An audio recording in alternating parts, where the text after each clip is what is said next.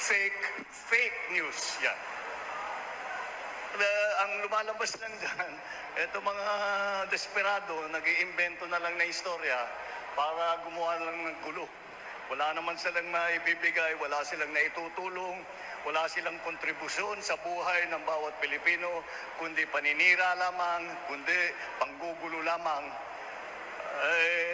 Kaya't huwag po natin, kailangan maingat po tayo. Huwag tayo masyadong naniniwala kung wala namang pruweba na sa kanilang mga sinasabi. Sa amin, hindi na namin pinapansin yan dahil alam namin ng totoo.